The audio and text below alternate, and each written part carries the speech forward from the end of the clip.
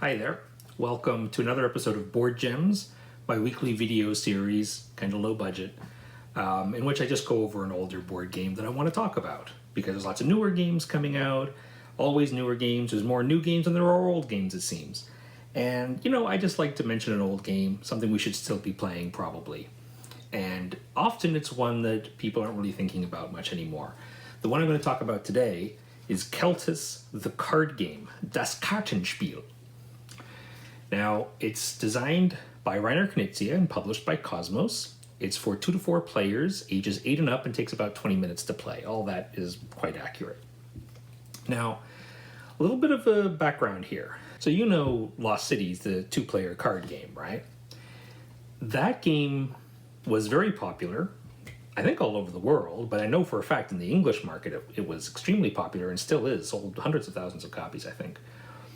And the designer, Reiner Knizia, he designed, as one does with a popular card game, to make a board game version out of it. Or if it's a popular board game, make a card game out of it, right? So it's a popular card game, so he made a board game out of it, called it Lost Cities, the board game. And he went to the original publisher, Kosmos, with this game, and Kosmos decided to publish it, but they decided not to call it Lost Cities, the board game. They gave it kind of this Celtic theme. I mean, it's just a glazing of a theme. It's just to add a little flavor, but it's basically an abstract game. And so they released it as Keltis, but they went to their partners, their publishers, the co-publishers, because Kosmos at the time only published in German. And now they publish in English as well, but at the time they only published in German, and they would have partners in the various markets publishing their own native language version of the game. So they would make 2 versions of the game, and so to all their partners they would say, you could make Lost Cities the board game or you can make Keltis, it's up to you.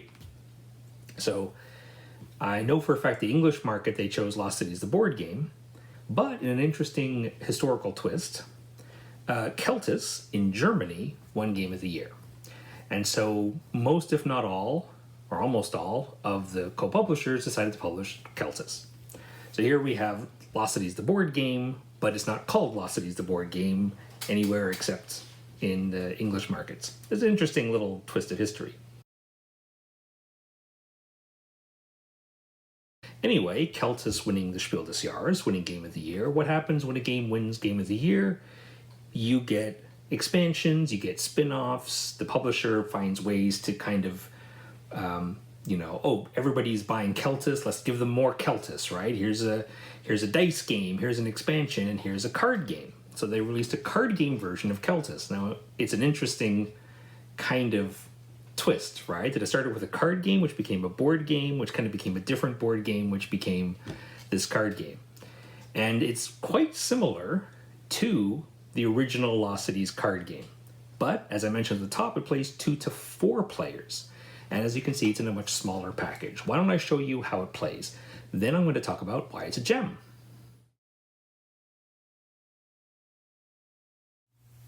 To set up the game, take these 9 cards, they're numbered 1 to 9, these are called the Wishing Stone cards, and just put them to the side of the play area so everybody can see which cards are available. These cards, these are the main play cards. They range in value from 0 to 10 in 5 suits. There's 2 each of values 3 through 7, and there's 1 each of 0 through 2 and 8 through 10. There's also these wild cards. There's 1 of each value, I believe. And there's also what are called end cards, which have a suit. You can see one of the 5 suits, but no value. These have a value but no suit. These have a suit but no value. You're going to shuffle the deck of cards, and if you're playing a 2-player game, you're going to deal out 30 and just set them aside, so they're not going to be in the game. So the players don't know exactly what's in the deck. But for 3 or 4 players, just use the whole deck, and deal out 8 cards to each player. The goal of the game is to get the most points by the time the game ends. And the game can end either when the deck runs out, or 5 end cards are in play. We'll talk about the end cards in a second. But in order to get points, there's basically 2 main ways of scoring points. you're going to be playing cards of a particular suit in front of you, on the table in front of you. And the more cards of a single suit you play, the more points you get. However, if you play very few cards, by the end of the game, you'll actually lose points. If you don't play any cards of a suit, you don't lose or gain any points. But once you start a suit, you'll have to try to get at least a certain number so that you'll be sure to score points. And the more cards you play, the better. In addition, you'll also want to get a couple of these wishing stones. There's 9 values, and if you don't have any at the end of the game, you'll lose points. And how many points you lose or gain depends on how many of these you're able to claim.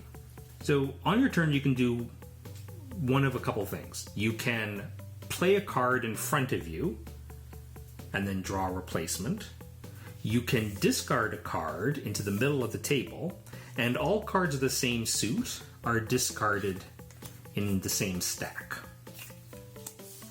And then you draw a replacement. Whenever you draw a replacement, you can either draw the top card from the deck, or you can draw the top card from any of the stacks, any of the suits. These non-suited cards are discarded into a separate stack. So there's like up to six face-up stacks that might be in the middle of the table that players can draw from. Now, when you play a card in front of you, you can play any card you want to start that color. So you'll put a card in front of you like that, and then again you draw a replacement. If later on you want to play more of a particular suit, you can, and you absolutely should. But once you pick a particular direction, so up or down, in this case we're going ascending, you have to keep going into that direction.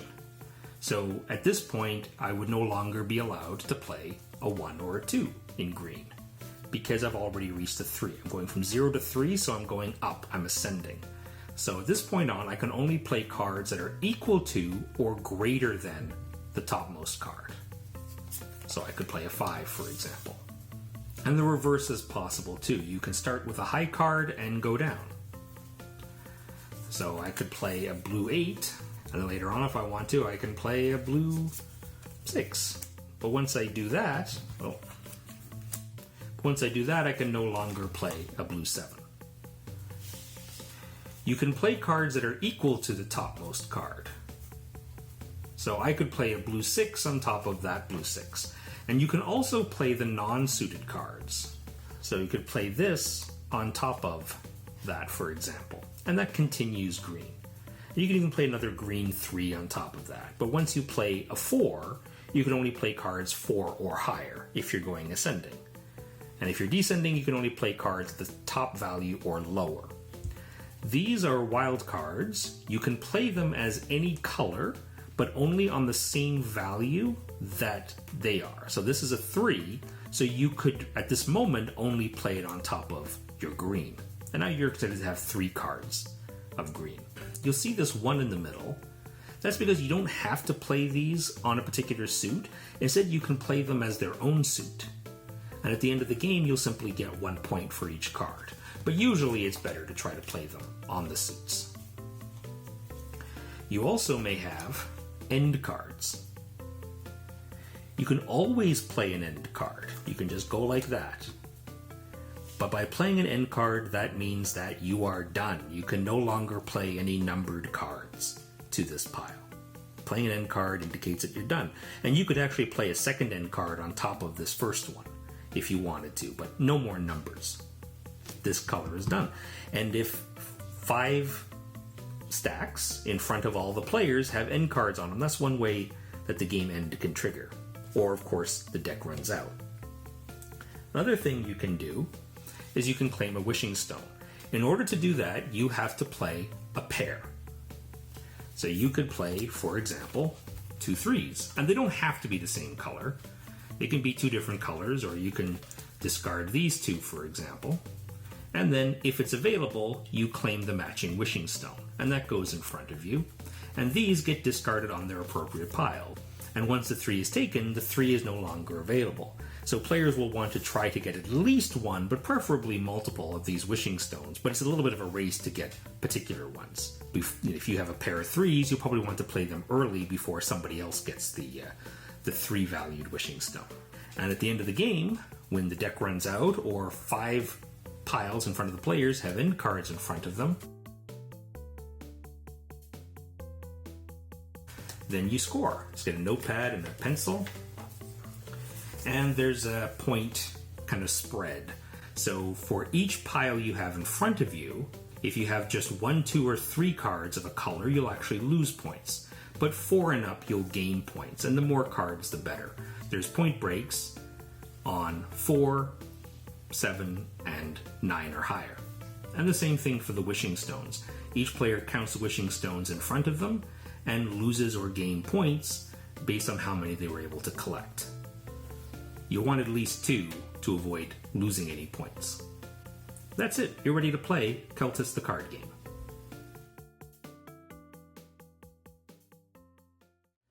The most direct comparison you can make with Keltis the card game is the original Lost Cities 2-player game. It's actually interesting to think of this kind of circular connections between all the games. That Lost Cities, the 2-player card game, came first, and they made Lost Cities. The designer made Lost Cities, the board game, which became Keltis, and won Game of the Year, and so they made a card game version of it, which is similar but not the same as Lost Cities, the original card game. So one thing you'll find is, of course, that in Lost Cities was very, and some people complained about this, very mathy. Because all the cards, it's not the number of cards that matter so much, it's the values on the cards. At the end of the round, at the end of the game, depending on how many rounds you play, you sum up all the numbers. And some people find that tedious. It was never really a problem for me. Check out my review of Kingdoms, which is an absolutely fantastic game if you don't mind doing a lot of arithmetic. So Keltis does away with that, in that you don't worry about the sums on the cards. The cards don't have values that you add up. You still are ascending, or in the case of Keltis, you may be descending, but you're laying cards in a particular order, and it's the number of cards that matter. Now, that's a good thing because it's less arithmetic. It's a bad thing because the point escalation is not necessarily obvious. If you want to play strategically, that you have to kind of keep in mind is that there's, you'll lose points if you have 0 cards, right? You'll gain points the more cards you have, but there are certain point breaks, right? So, for example, if you don't have any cards in the row, you score 0 points. That's the same. If you just have 1, you lose 4 points. But each card after that is only worth 1 extra point until you get to 4. Then there's a bit of a point jump. And then again, you're only adding 1 point here and there until you're able to play 7, in which there's another jump. And then there's another jump at 9. So you kind of have to keep this face up, available for everybody to say, or make up some player aids, because if you have 1 turn left and you have a pile of 3 and a pile of 4, and you could add a card to either one, which one do you do? It makes much more sense to add to the 3 than add to the 4. But you need to know that, right? If it was 5 and 6, you would definitely want to add to the 6. You need to know where those jumps happen. So that's kind of the only real downside that I can say about it. But I mean, if you look at this and you make a comparison to Lost Cities, this has a lot of pluses, a lot going for it. For one thing, you can see the box is very small. It's a little card game, and it's priced accordingly. Now, okay, there's no English edition, and so you'll have to import it or something, but at least in Germany, it's priced like a card game. You can probably get this for 6 or 7 euros or something. But it's smaller and it's cheaper, but it also plays up to 4 players, which if you want to play 4 players Lost Cities, you need 2 copies and put them together, which the rules have always said you can do, and yet I don't know personally anybody who's ever bothered with that. They just treated Lost Cities as a 2-player game. But this is 2 to 4. I will still say it's probably still best with 2 or maybe 3. I'm not a particular fan of it for 4, but it's not bad with 4. It's just the problems I have with it are the same the problems I have with Keltis versus Lost Cities, the board game. It's probably not something I want to get into too much now. Probably at some point I'll do Lost Cities, the board game, as a board gem, and then I'll get into it more. Why I prefer that version over Keltis, and for very specific reasons. And it's not just the theme. Okay, there are people on Board Game Geek who's like, the only reason you'd like Lost Cities, the board game, over Keltis is because you like the theme more. No, that's not true, but I'll explain whenever I get around to doing that game. But this game, for 4 players, if I can just kind of briefly say, because in Keltis games you can choose ascending or descending. In Lost Cities games, you're always ascending, and what happens is that in Lost Cities games, it can be a good idea to discard. Like, you can discard a high card and know that nobody else really wants it yet. But in Keltis, when you're playing Keltis or Keltis the card game with more players, like 4, even 3 you see it, but 4 it's really bad. Because there'll always be other players doing the same colors as you, and some players are going up and some players are going down, there are no safe discards. Almost as soon as you discard a card, somebody else is going to take it and it's going to be good for them. And you don't really get anything for a discard. So discards are kind of useless, and it's kind of feels like a waste. But in Lost Cities games, it's not a waste, because you can discard a high card. Nobody else wants it yet either. So there's a little bit of, well, I can discard it now, but then later on maybe I can get it back. And Keltis, you don't. Again, with 3 or 4 players. With 2 players, it's not really a problem. So this is probably almost as good as regular Lost Cities for 2 players. It's obviously not exactly the same game, but it's very close, and you don't need both. And if you were only going to have one in your collection, I'd make the argument that this is the one to go with, because it's cheaper, it takes up less shelf space, and you can play up to 4 players. I do think regular Lost Cities is kind of a little bit better for 2 players, but better is, of course, subjective. I know it's better in terms of it's more approachable. It's kind of easier to get into. There's less rules. This one has a little bit more rules, but also as a result has a little bit more strategy. For example, there's the wishing stones, where you have to discard a pair in order to get a wishing stone, and you want to get at least some, otherwise you're going to lose a lot of points at the end. So it's little things like that. I like the end cards, which Lost Cities doesn't have. They don't have a value. You can always play them, but once you play them, you can't play any more cards of that color. It tops off. And that's the equivalent in Keltis and Lost Cities, the board game, of 5 pawns reaching kind of the end or near the end, which triggers the end of the game, and that's one way the end can trigger. My review is a little scattershot. I apologize. I'm just, whatever comes to mind is what I'm thinking. Whatever I'm thinking, whatever comes to mind is what I'm saying. Now, this is one thing. So in a 2-player game for Keltis, you have to take out 30 cards. And that's the same in Keltis and Keltis the card game. So it's not, so A, the game is a little bit shorter, but B, you don't know exactly what's in the deck. But actually in Lost Cities, the 2-player card game, I actually like knowing exactly what's in the deck. So it's like, I know somebody's going to get the red 10. It might be me, it might be my opponent. So you lose that a little bit, but I would argue that also makes it a little bit more approachable, because it's you don't know whether somebody is going to get that green 10, right? That green 10 might not come out at all. And so, you're waiting for it, but how long do you wait for it before you give up on it, right? So it's really not a problem. And it is a little bit annoying at the start of every round to count out 30 cards and set them aside. Because just like regular Lost Cities, you can play multiple rounds of this. One game is 20 minutes, but you can play 3 rounds or do whatever you want. So in a 2-player game, to take out 30 cards every time is a little bit annoying. So if you're only going to play with 2 and shelf space isn't a premium, I'd probably still go with Lost Cities, the 2-player card game. But otherwise, I think this is the way to go. If you're only going to have one, Keltis the card game or Lost Cities, the 2-player card game, my vote, and for my collection, it will be this one.